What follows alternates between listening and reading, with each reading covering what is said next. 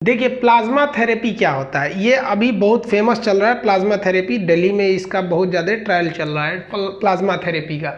Plasma therapy का जो पूरा नाम होता है वो होता है कन्वेलेंट प्लाज्मा थेरेपी। अब इसमें क्या होता है, देखिए जो मरीज को कोरोना हो गया है और वो मरीज की इम्यून सिस्टम अच्छा है तो उस मरीज में एक एंटीबॉडी पैदा होगा और यह एंटीबॉडी उस कोरोना को 2-3 दिन पहचानेगा आखिर ये है, और सब मिलके अचानक उस पर हमला कर देंगे और वो कोरोना को मार गिराएंगे और ये मरीज ठीक हो जाएगा। यह एंटीबॉडी जो होता है यही सबसे बड़ा काम करता है, यही तो बीमारी को मारता है, समझा गया। अब यह एंटीबॉडी रहता कहाँ है, तो ये ब्लड के प्लाज्मा में रहता है। ये ब्लड के कहाँ रहेगा, तो प्लाज्मा में। तो ध्यान से समझिए पहले ब्लड के बारे में, ये अलग चैप्टर में हम आपको समझाएंगे ब्लड क्या होता है। अभी यहाँ समझिए जो ब्लड होता है उसका 60% भाग प्लाज्मा होता है जो पीले रंग का, ये प्लाज्मा हो गया। अब ब्लड में बाकी 40% ये इसके ब्लड के पार्टिकल्स होते हैं, वो आरबीसी होता है, डब्ल्यूबीसी होता है, प्लेटलेट होता है। ये जो होते हैं ना कण के समान होते हैं, जैसे बालू का कण होता है ना वैसे ही होते हैं, ये सूखे होते हैं, जैसे बालू के कण के समान होते हैं ये लोग। और अगर इसको प्लाज्मा हटा देंगे ना तो ब्लड बहेगा भी नहीं, एक जगह बालू के टुकड़े की तरह रहेगा, तो इसलिए इन्हें पार्टिकल्स कहते हैं, रुधिराणु कहते हैं ये। अब जब इन्हें घोल दीजिएगा तो ये प्लाज्मा का काम करेगा। जैसे इन पार्टिकल्स को मान के चलिए कि नमक है और चीनी है, नमक चीनी और कुछ चीज़ मान लीजिए इसे, और इसे समझ लीजिए पानी, और जब एक ही में घोल दीजिए तो बन जाएगा खून। तो ब्लड का जो लिक्विड पार्ट होता है ना उसी को हम कहते हैं प्लाज्मा। तो जिस आदमी ने कोरोना को हरा दिया है उसके बॉडी के प्लाज्मा में एक एंटीबॉडी पैदा हो जाता है जिसे कोरोना नहीं हरा सकता है। अब बात समझिए, जो एंटीबॉडी होते हैं ना, ये एंटीबॉडी इनकी एक विशेषता होती है, ये बड़े से बड़े बीमारी को मार के गिरा देंगे। हमारे बॉडी के एंटीबॉडी की बहुत बड़ी खासियत है। रीजन क्या है, देखिए पूरे बॉडी में ब्लड है और पूरे ब्लड में आपको एंटीबॉडी मिलेगा। अगर वो एंटीबॉडी है तो, अगर है तो पूरे बॉडी में है। और वायरस तो किसी एक एरिया से आएगा ना, और थोड़ा सा होगा, ऐसे थोड़ी एक खांची वायरस घुस जाएगा। ऐसे कोई उठा के वायरस खाता है क्या, ले कोरोना खा लेते हैं एक खांची, ऐसे नहीं ना होगा। अरे थोड़ा मोड़ा एंट्री करेगा कोरोना, तो जैसे एंट्री करेगा तो ये एंटीबॉडी घेर मार देंगे, मार मार मार मार मार खत्म कर देंगे उनको। लेकिन ये एंटीबॉडी रहने तो चाहिए शरीर में, तो शरीर में बहुत से टाइप के एंटीबॉडी भगवान पहले से दे के भेजा है, लेकिन बहुत से एंटीबॉडी शरीर में नहीं रहता है। अब ये एंटीबॉडी की खासियत क्या है कि ये पहली बार में किसी बीमारी को नहीं मार पाते हैं। जनरली ये पहली बार में नहीं मार पाते, ये पहले उस बीमारी को समझते हैं कि आखिर ये बीमारी है कौन, उसको समझते हैं, देख के रे कोरोना है तुम, तब तक कोरोना मार देता है इन लोग को, तो गड़बड़ हो जाता है यही इसमें। तो वैज्ञानिकों ने एक दिमाग लगाया।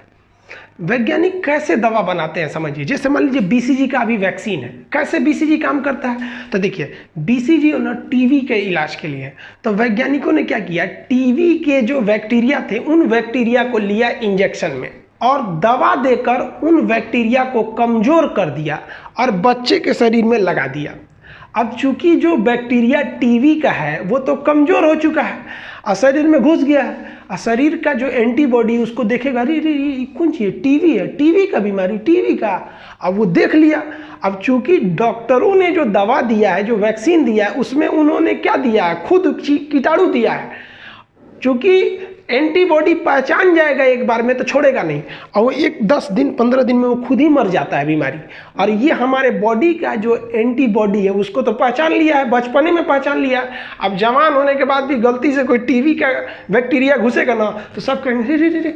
जब हम लोग का छठियार मनाया जा रहा था तो एक इंजेक्शन लगा था, यही वाला था ससुरा, मार मार मार मार घेर के मार देते हैं उसको, समझ आ गया। तो यही काम करता है, बस हमारी बॉडी का एंटीबॉडी जो है ना, हमारे शरीर का एंटीबॉडी गलती से पहचान ले कि तू ससुरा है क्या, तो फिर तो छोड़ेगा नहीं। अब जो बीमारी से ठीक हो गया है इसका मतलब ये है कि उसकी बॉडी का जो ब्लड में प्लाज्मा है और इसी प्लाज्मा में एंटीबॉडी रहता है, और ये एंटीबॉडी उस कोरोना को पहचान लिया है। अब ये मरीज ठीक होकर घर चला गया। अब डॉक्टर क्या कर रहे हैं, उन मरीज को वापस बुला रहे हैं, कह रहे हैं कि भैया हमको आपका पूरा ब्लड नहीं चाहिए, ब्लड का पानी चाहिए, काम कीजिए आप ब्लड दीजिए। तो उनका ब्लड ले लेते हैं सर, और उनको ना मशीन होती है, उसको राउंड राउंड घुमाते हैं लोग, तो क्या होता है ये सारी चीज़ें नीचे बैठ जाती हैं, अब प्लाज्मा बाहर निकल जाता है, तो उसके ब्लड से प्लाज्मा निकाल लिया जाता है, अब वापस WBC RBC चढ़ा दिया जाता है। तो जो मरीज अपना प्लाज्मा डोनेट किया उसको ज़्यादा कमजोरी भी फील नहीं होती है, वो भी घर चला जाता है, पुण्य भी किया। अब जो उसका प्लाज्मा लिया गया है, उस प्लाज्मा में एंटीबॉडी पहले से थे, क्योंकि उसने मरीज ने कोरोना को हरा दिया था, और उस प्लाज्मा को क्या किया जाता है, एक नए बीमार को चढ़ा दिया जाता है। जैसे उसमें चढ़ाएंगे तो देखेगा रे रे रे रे इसमें भी कोरोना है, कोरोना है, तो वो प्लाज्मा जो है बाकी जो शरीर के एंटीबॉडी उनको कहेगा चल चल चल चल, हम बताते हैं ये कैसे मरेगा, और धड़ाधड़ उसको मार देते हैं। थेरेपी को कहते हैं प्लाज्मा थेरेपी। ये काफ़ी समय से चलते आ रहा है, 50-60 साल से प्लाज्मा थेरेपी सक्सेस में है। इसका 2 राज्य सबसे ज़्यादा प्रयोग कर रहे हैं, केरला सबसे पहले, और अभी हाल फिलहाल में दिल्ली ने किया कोरोना थेरेपी का प्रयोग। समझ में आ गया? इससे फ़ायदा क्या होगा कि अगर कोरोना थेरेपी सक्सेस होती है तो लोगों को ज़्यादा बीमार पड़ने से रोका जा सकता है। मरीज बेड पर ही रहे ताकि उसका इलाज हो सके। अगर वो सीरियस होता है तो उसे ऑक्सीजन चढ़ाना पड़ता है, और अगर बहुत सीरियस हो गया तो फिर वेंटिलेटर पे लगाना पड़ता है। ऑक्सीजन क्या होता है, केवल यहाँ ऑक्सीजन का मास्क रख दिया जाता है, वो सूंघ लेता है, लेकिन वेंटिलेटर में नाक के रास्ते उसको फेफड़ा तक ऑक्सीजन ढकेल के पहुँचाया जाता है मशीन द्वारा, तो वो काफ़ी कॉस्टली मशीन आती है। और अभी तो ऐसे लग रहा है पूरे हिंदुस्तान में एक ही बीमारी है कोरोना। भाई बाकी के मरीज भी हैं, किसी का एक्सीडेंट हुआ है, कोई पहले से बीमारी में है, वो कहाँ जाएंगे? तो ये प्लाज्मा थेरेपी सक्सेस अगर हो जाता है तो हम बाकी मरीज पर भी ध्यान दे सकेंगे। जो कोरोना की दवाइयाँ बन रही हैं, दवाइयों में भी कुछ किया नहीं जाता है। ध्यान से समझिए क्या किया जाता है। जो कोरोना की दवाइयाँ बन रही हैं, तो ये कोरोना है, इसे मरीज, अब कोरोना का यहाँ पे स्पाइक प्रोटीन है, तो क्या किया जाता है, कोरोना की जो दवाइयाँ बनाई जा रही हैं, इस स्पाइक प्रोटीन का एक टुकड़ा ले लिया जाता है। इस स्पाइक प्रोटीन का एक टुकड़ा ले लिया और उस टुकड़ा को एक नॉर्मल वायरस में चढ़ा दिया जाता है। वह वायरस जिसे हमारा शरीर मार दे, हम इसको नहीं मार पा रहे हैं लेकिन उस वायरस को मार देंगे। तो वैज्ञानिकों ने क्या किया कि जो ओरिजिनल कोरोना था, इसका स्पाइक प्रोटीन का एक टुकड़ा ले लिया और एक दूसरे वायरस में चढ़ा दिया।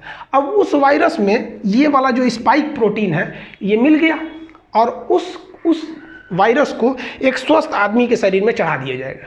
तो जैसे चढ़ा दिया जाएगा तो हमारे बॉडी, शरीर का जो एंटीबॉडी आके उस वायरस को मारेगा, रे रे रे इधर कहाँ, और मारने के दौरान ही वो लोग किसको देख लेंगे, इसके स्पाइक प्रोटीन को। रे इसमें क्या चीज़ है, एक्स्ट्रा क्या है, स्पाइक प्रोटीन, ये क्या होता है, पहचान लेंगे सब।